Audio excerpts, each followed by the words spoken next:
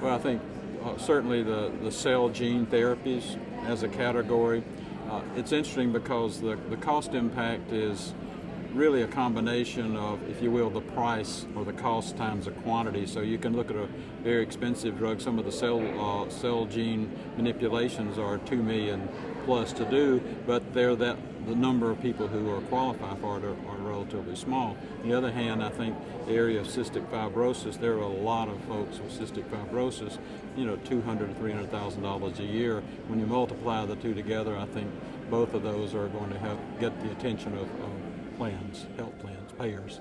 Yeah.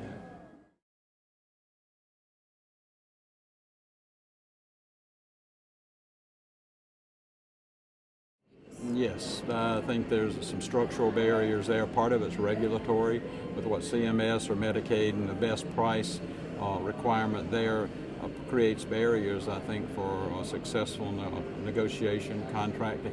I think the idea of rebating is probably important historically, but I see that going away because it really doesn't have anything to do with value. It has to do with volume.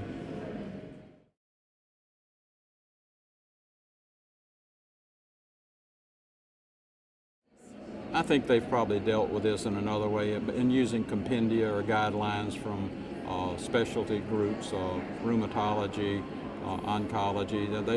They typically default over to documentation of off-label, non-label uses of the drug. I think it'll just stay the same way. Hopefully reasoned judgment will prevail. Because most plans that I'm aware of, they don't want to deny therapy to people who need it. It's just trying to figure out how to do it in a cost-effective way.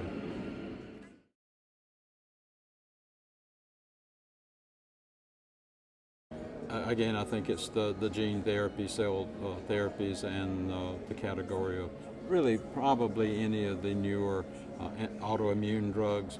I think they'll have to deal with it in terms of just trying to find which patients benefit from that drug and structure. I think we have the tools out there, but I think some of the impediments I alluded to earlier make it difficult for plans to do what they perhaps need to do in terms of providing the most benefit for the premium dollars that they collect.